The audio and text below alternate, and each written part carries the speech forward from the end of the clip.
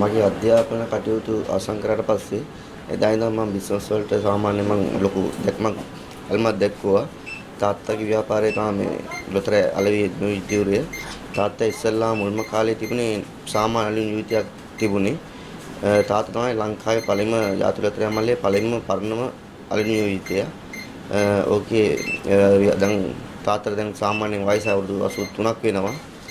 ආත්තෙන් පස්සේ තමයි මම ව්‍යාපාරයට දැන් අවුරුදු 14ක් 15ක් විතර ඇති මම ව්‍යාපාරයට ඇවිදilla. මේ ඊට පස්සේ සාමාන්‍ය අලුත් නීතියක් කරන අතර තමයි මම දිස්ත්‍රික් අලුත් නීතිය මම ගත්තේ. ඒ අරගෙන දැන් අවුරුදු දිස්ත්‍රික් අලුත් නීතිය අරගෙන දැන්ට වසර 10ක් පමණ ඇති. ඒ අතරතුරේදී මම සාමාන්‍ය අලුත් දිස්ත්‍රික් අලුත් නීතියේ මම මුලින්ම පටන් ගන්න කාලේදී මගේ සේවක මඩුල්ල කාර්යාලයේ දෙන්නයි හිටියේ. අලුත් නීතියෙන්ට මම සාමාන්‍යයෙන් 6-7 දිනකට තමයි මම ටිකට් ඉෂුව කරේ. නිකුත් කරේ. එතනින් පස්සේ මම ක්‍රමෙන් වර්ධනය වෙලා අලුත් නීති ප්‍රමාණය මගේ වැඩි කරගෙන කාර්ය මණ්ඩලයේ ප්‍රමාණය වැඩි කරගෙන ඒ කියන්නේ මම ගෙවල් දොරවල් යාන වාහන හැම දෙයක්ම මේ ව්‍යාපාරය තුලින් මම ගොඩක් දොරවල් කරගත්තා. ඇත්තම කියනවා නම් මම මේ ව්‍යාපාරයෙන් මට වෙන කිසි දෙයක් නැහැ.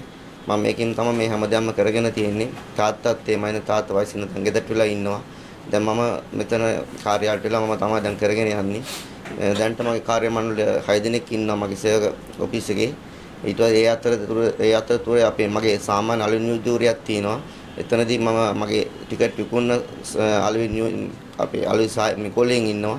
ඒ කට්ටියත් ටිකට් විකුණනවා. ඒ කට්ටියත් මගේ මෙහි ටිකට් අරන් ගිහලා ටිකට් අලෙවි කරනවා. එතන මගේ අලෙවි ගෝලෙන් ඉන්නවා 20ක් විතර ටිකට් විකුණන ගෝලෙන්. ඒ අතරතුරේදී මට ගොඩක් සෑහීමකටපත් වෙන්න පුළුවන්. මම සතුටටපත් වෙනවා.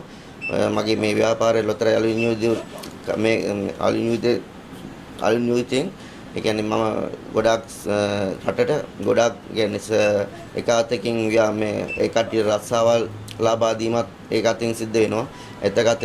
තවත් අතකින් අපේ ටිකට් අලෙවි මහ ජනතාව අතරපත් වෙලා ඒ කට්ටිය මේ ටික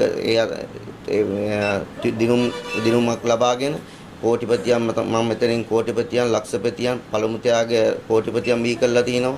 දසලක්ෂපතියන් බිහි කරලා තිනවා. ඒ කියන්නේ මට මේමයි කියලා මට මේම හරියටම කියන්න බෑ නිශ්චිතව මෙච්චරයි කියලා. ජීව ප්‍රමාණය මේ අවුරුදු 10 අතර කාලය තුලදී ජීව දිනුම් ප්‍රමාණය අති විශාලයි. ඒ වගේම ඇදිච්ච මිනිස්සු ඇදිච්ච මහ ජනතාව ඒ වගේම ගොඩාක් දේවල් ඇදින මුදල් වලින් ස්ථාවර සම්පදාන් ගෙවල් දොර හදාගෙන ගොඩාක් දේවල් ඇදිච්ච මහ ජනතාව ගොඩාක් දේවල් කරගෙන තිනවා. මම ඉතින් කියන්නේ මහ ජනතාවට ලොතරයි මිලදී ගැනීමෙන් රටටත් මහ ජනතාවටත් ගොඩාක් සෙතක් සැලසෙනවා. මම මෙතනින් මුලින්ම කරන්නේ අපි උදේ පාන්දර කාර්යාලය විවෘත කළා. ඊට පස්සේ අලුත් නියෝජිත මම දවස ගානේ ජාතික ලොතරැයි මල්ලේට මම අපේ කාර්යාලේ ඉන්න කවුරුහරි මේ සේවක මේ මහතෙක් යවනවා මේ බෝඩ් එකට. ඊට පස්සේ අපි එහෙන් ටිකට් මෙහෙට ගේනවා.